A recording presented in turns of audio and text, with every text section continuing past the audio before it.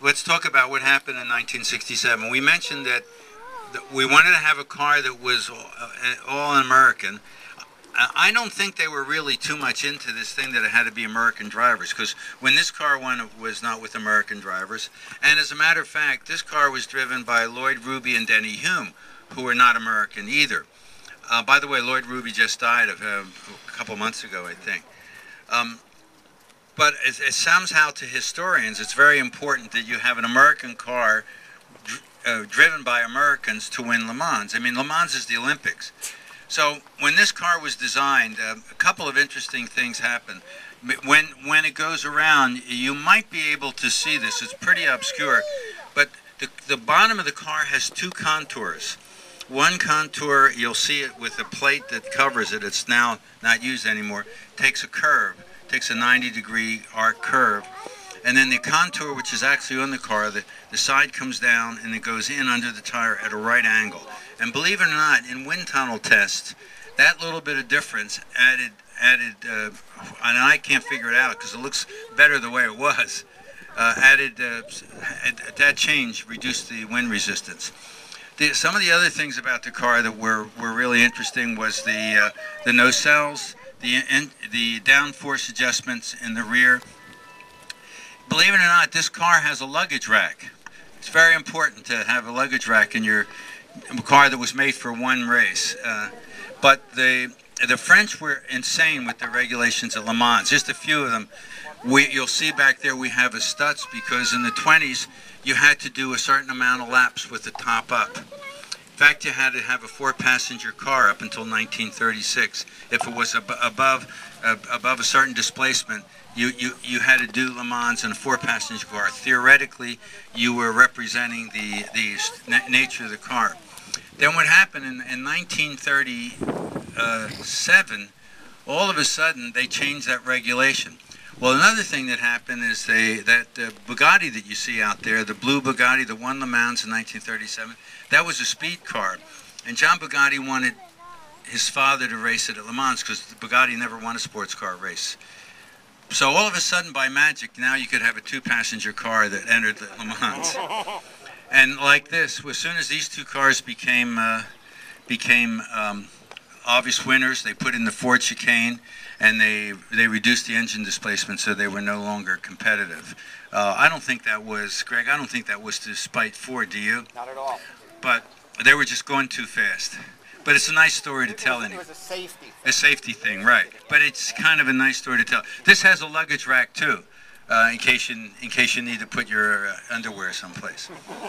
So what's the story on this car? Well, they entered, Mark Donohue had one, and then this car was Ruby and Hume's, and then Andretti had one. There were, what, 4, I think. Andretti had one. What happened to them is as follows. The Andretti car, and he was just here recently, we honored him. The Andretti car was doing really fine, and as typical of Andretti, was ahead for a while. He went into the pits, and his story was they changed the brake shoes and they put them on wrong, so that when he made his first stop, his car went like this because the brakes grabbed improperly, and he was actually perpendicular to the racetrack. A Gt40 Mark I hit the front. A Gt40 Mark I hit the back, tore out everything in the back. The front was torn off. And there's a famous picture of Andretti perpendicular to the racetrack sitting in the monocoque. That car was ultimately, what was left of it was ultimately put together, and that's now in the Cobra Museum, the Shelby Museum in Colorado. Donohue came in 4th. Of course, Dan Gurney won, which was a big, big deal for America. The story on this car is kind of interesting. They were blasting along the Mulsanne Strait, which you know is about 3.5 miles of just straight speed, going faster than they ever did. And this was very common in racing, for you to actually achieve your fastest speed in the heat of competition. When John Fitch did that in a Cunningham that never had gone 160 miles an hour, the car was shaped like a wing, so at 160 miles an hour it flew in the air, and Fitch turned over about 14 times, dusted himself off, and walked away. This car was doing 224 miles an hour, which was at that time the Le Mans speed record. And unfortunately, they forgot that at the end of that straight, you have to turn. And they ended up so deep in the sand that it was impossible to dig out. Le Mans regulations allowed you to carry a little shovel. And they shoveled for a while, but apparently it took them, they didn't get it out of the sand until about 3 days after the race. They just gave up after you shoveled. Mario tells the story of every time he would drive by and watch him digging, he would blow his horn, and he goes, beep, beep. It's so funny. He was busting his chops, knowing that he was still racing. Little did he know that if not many laps later, he would get destroyed. So the nice thing about that whole story for us is this car's been repainted from about here up. Because if you look at the original pictures, the 4 is a little different. But the rest of it, they left alone. And although it has some cracks and it's shabby, this is original paint, which is what we happen to like in particular. So you have, oh, by the way, Greg would know this, but I think the identical speed, 224 point something something, identical down to 2 decimal places, was made by Mario in the same car. So they, and down to the 2nd decimal place on the Mulsanne straight. So this car and Mario's car had the speed record at the time. They put the Ford chicane in, so that record lasted a long time.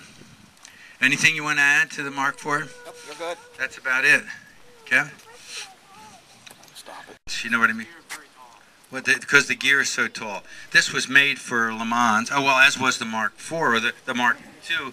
Although the Mark II may have been altered after Le Mans. They did nothing after this. After Le Mans, they sent the winner, the #1 car, to the Ford Museum where it is today. There's some argument about which one it is, but it's called the winner, and that's where it is today. And they gave this car to Harrah because they had nothing to do with it. 1967, ineligible for any racing. They weren't going to crush it, so they gave it to Harrah, and we got it when the Harrah collection was sold off. So that what's nice about the car is that it's kind of original.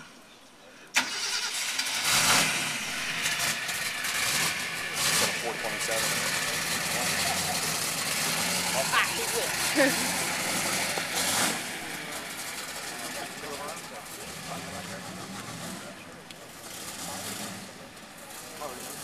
car wants to do 200 miles an hour, so it's not happy going real slow.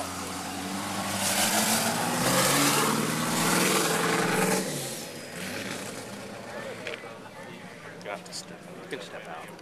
Okay. Does it have a muffler on it? Well, right now it's got those, they screw in, they're called torpedoes. What are they called? Yeah, traps. They're screwed right into the back worm, right here. So they just hang on to it.